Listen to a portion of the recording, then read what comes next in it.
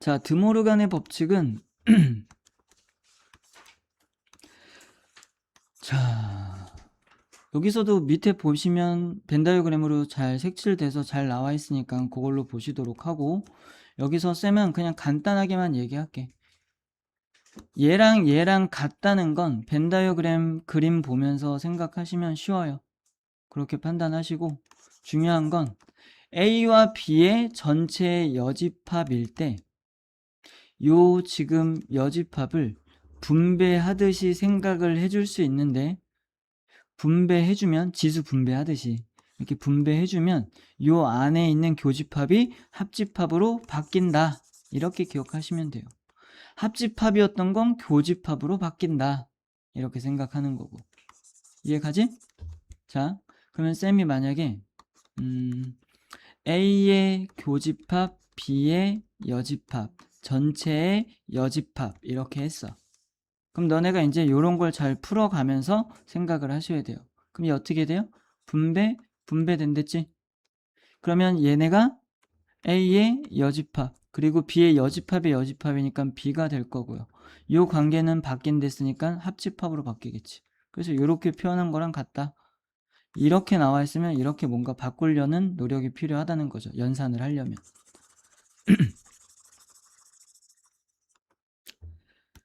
자, 그래서 드모르간의 법칙 이렇게 보고 이해하시면 될 것 같고요.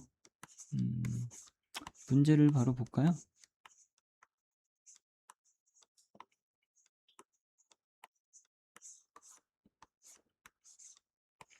하나씩 볼까? 자, 집합 A가 있고요, B가 있는데 교집합이 2랑 4가 있대요. 그럼 A에도 2랑 4가 있어야 되고요, B에도 2랑 4가 있어야 되겠지? 그래서 A는 4, B는 2 이렇게 볼 수 있겠네요. 됐죠? 합하면 6. 자, 서로서인 것을 모두 찾으시오 라고 했어요. X는 소수래요. 얘는 짝수래요. 그러면 교집합이 있어요, 없어요? 여기선 자연수의 그 소수를 얘기하는 것 같아요. 그죠? 그러면 소수랑 짝수 중에 교집합 몇? 2가 있죠? 그래서 교집합 있으니까 안 되고, 1보다 큰 실수, 마이너스 1보다 작은 실수, 그럼 교집합 있어, 없어요? 없죠? 그러니까 얘가 서로소가 되겠네요. 자, 14의 양의 약수하면 1, 2, 7, 14인가요? 27의 양의 약수면 1, 3, 9, 27이고요. 그럼 겹치는 거 있어, 없어? 1 있지? 그러면 서로소가 아니죠. 유리수, 무리수 겹치는 거 있어, 없어? 유리수 뜻이 뭐예요? 유리수 뜻? 몰라?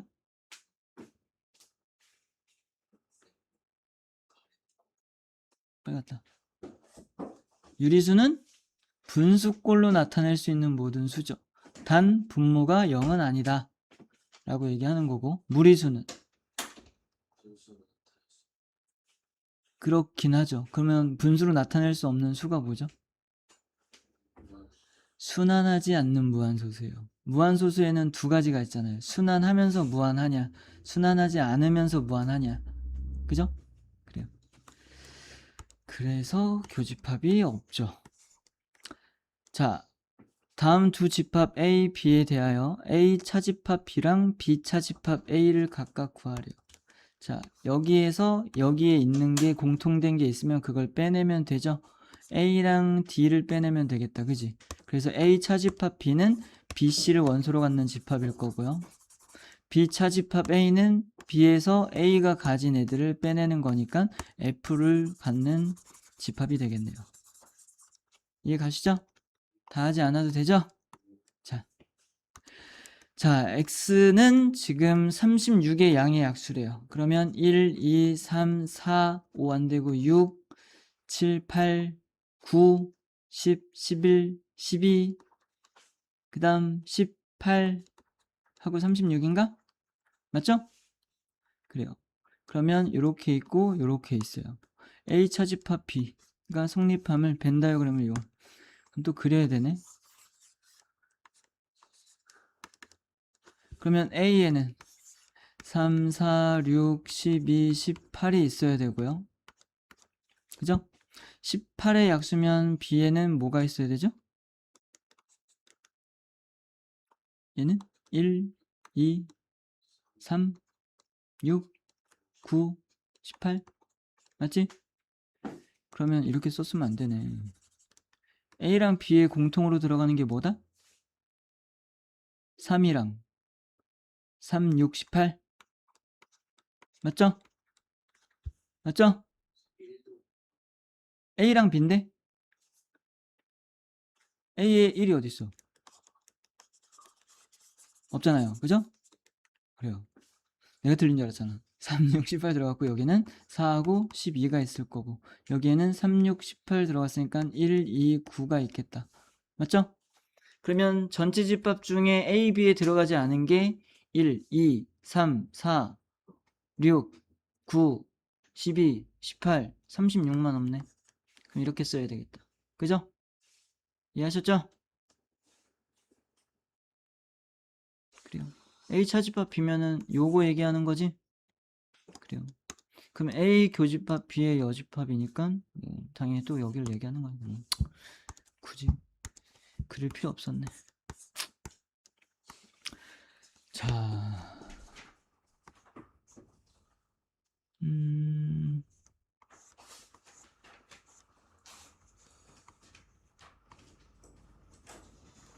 세 집합. 얘는 좀 쉬운데? 13-2번은 해보세요, 지금. 자, 볼게요. 도현이를 위해서 8의 양의 약수면 1, 2, 4, 8이죠? 그러면 BC의 교집합을 먼저 생각해야 되겠지. 괄호가 쳐 있으니까. 그러면 얘랑 얘의 교집합은 뭐예요? 4밖에 없네요. 그러면 얘는 지금 4인 거잖아. 그럼 4라는 녀석이랑 AI의 합집합이니까 그냥 3, 4, 6, 8이죠? 끝이네요. 됐어, 도현아? 자, 여집합과 차집합이라고 나와 있는데, 자, 합집합이 1, 2, 3, 4, 5, 6이고요. 두 부분집합 A, B에 대해서 차집합이 1하고 2, 또 이렇게 차집합이 6, 합집합의 여집합이 4, 5. 이때 교집합을 구해라 라고 했어요. 그럼 당연히 벤 다이어그램을 이렇게 쓰시는 게 편해요. 그러면 A, 자, 쌤이 이렇게 A랑 B를 이렇게 그렸어. 그러면 사실 너네가 좀 생각을 해보면 물어보고 있으니까 교집합이 있게 그리기는 했지만 그럼 무조건 교집합이 있을 수도 있고 없을 수도 있는데 평상시에 그릴 때는 그러면 어떻게 그려요? 라고 할 수도 있는 거야. 근데 우리가 보통은 이렇게 교집합 있는 경우가 대부분이거든? 그러니까 너네가 뭔가 표현해보고 할 때는 그냥 이렇게 그리세요. 일반적으로 그릴 때. 근데 다른 조건을 막 따져봤을 때 아까처럼 서로서로 의미하는 그런 관계를 주는 것들도 있었잖아? 그러면 그런 관계가 만약에 들어있으면 그때는 당연히 A, B를 이렇게 그리셔야 되겠죠. 따로따로. 그죠? 그래요. 그래서 일반적으로 그냥 그래서 뭔가 표현해 보고자 할 때는 교집합이 있는 걸로 그냥 일반적으로 그리시면 돼요. 간혹 아닌 것들이 좀 있기는 한데 그건 그때그때 다시 새롭게 알아가세요. 아셨죠?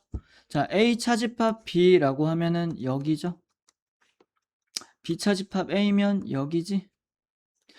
합집합의 여집합이면은 이 안에 들어있는 거 뺀 나머지니까 이쪽 말하는 거죠. 거기에 4하고 5가 있대요. 됐어요?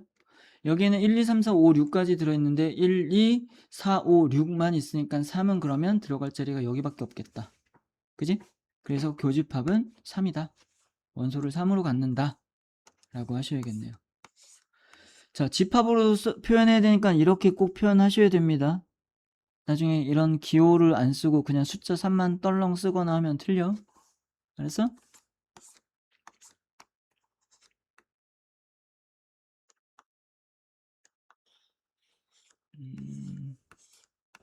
자, 연산의 성질을 잠깐 볼까요? 전체 집합 U의 두 부분 집합 A, B에 대해 담 중 항상 옳은 것은 전체에서 A가 아닌 걸 빼면 다 B야. 맞아요? 맞아요? A가 아닌 걸 뺐는데? A가 아닌 걸 빼면 뭐야? A잖아. 전체는 A랑 A가 아닌 걸로 이루어진 거잖아. 그러니까 A가 아닌 걸 빼버리면 A가 남겠죠. 이해 가시죠? 승원이 오늘 좀 대답이 계속 틀리는데. 자, A, B의 교집합이 A를 부분집합으로 갔는데요. 얘는 뭐 다른 관계 아무것도 안 줬으니까 그냥 일반적으로 생각할 수 있는 여러 가지 상황을 다 가능하다라고 볼 건데, 얘가 무조건 A가 교집합에 들어간다라고 하면 안 되겠지. 얘는 어떨 때만이야?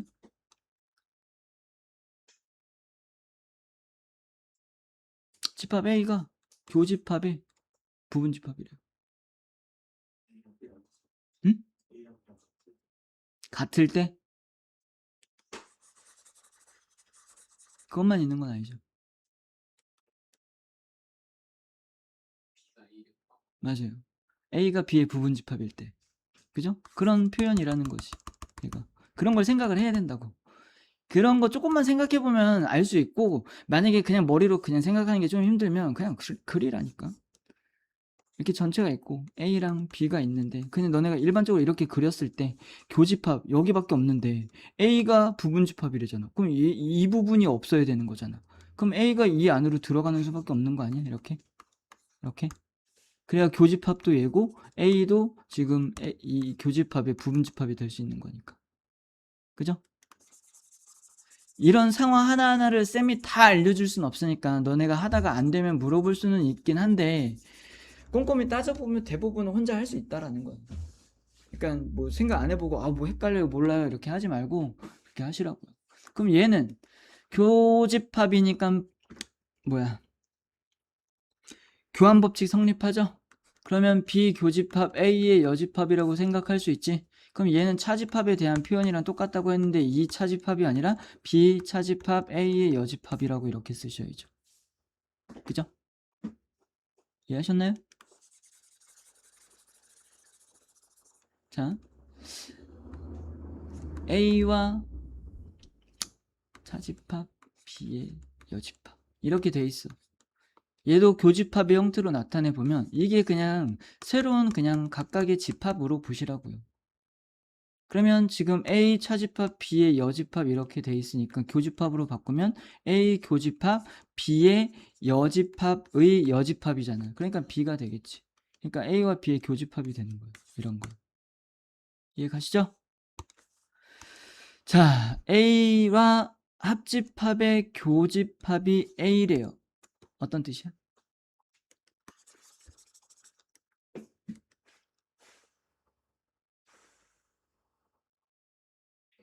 별 뜻이 없죠, 얘는. 그냥 뭐 당연한 거 아닌가? A랑 B랑 합친 이 전체랑 A랑 교집합이래요. 이거 다 겹쳤잖아, 그러면. 그지? 그러니까 A겠지, 당연히. 이게 항상 성립하는 거네. 4번이네. 됐어요?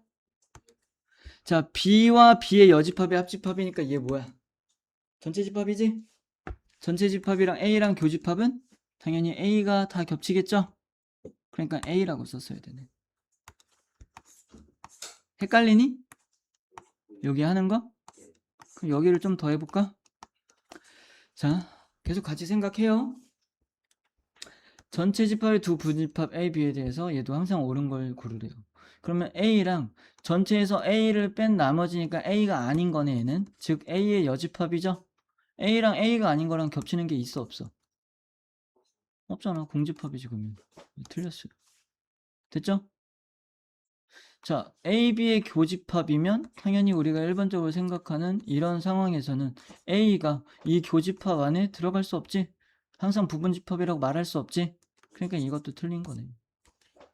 A와 B의 합집합은 B의 부분집합이래요. 말이 안 되지?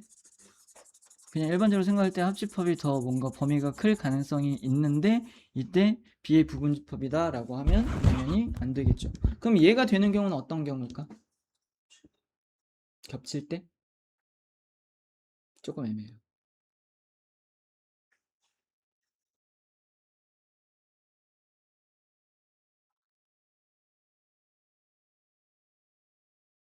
쌤이 보통 아까도 그랬고 이런 걸 지금 질문하는 이유가 이 표현 자체가 A와 B의 집합의 두 집합의 부분 집합 관계를 표현하고 있는 거예요. 이게 성립하려면 이게 B에 다 들어가야 돼. 그러려면 A가 어때야 돼? B에 들어가 있어야지. 합집합이 B가 되는 거잖아. 그러면 얘는 B의 부분 집합이라고 할 수 있잖아. 그러니까 A가 B의 부분 집합일 때죠. 이해 가시죠? 그래요. 자, A와 아무것도 없는 거의 교집합은 A가 아니라 아무것도 없겠죠. 겹친 게 아무것도 없으니까. 그죠? A가 B의 부분 집합이면 그러면 A가 이렇게 있고요. B가 이렇게 있는 상태래요. 그때 교집합은 A. 이해 맞죠? 얘 겹쳤잖아. 됐지? 도현이 이해가? 그러면 13-6번은 니네가 한번 풀고 쌤이 푸는 게 좋겠어요. 4번? 답이 몇 번이죠? 왜 표정들이 다 다른 것 같지? 봅시다. 자, 전체에서 B가 아닌 걸 빼면 B겠죠? 자, A의 여집합과 A와 교집합은 공집합인 게 맞죠? 전체는 합집합의 부분집합이 아니죠? 얘는 공집합인 거잖아. 공집합은 공집합의 부분집합이니까 맞죠? A가 B의 부분집합일 때 얘는 A 차집합 B죠?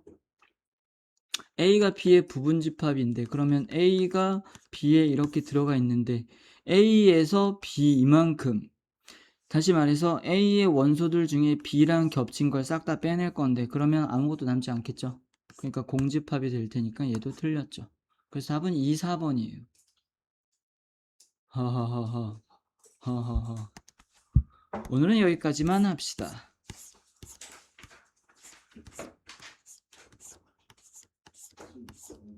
그 뒤에 아직도 문제가 많네.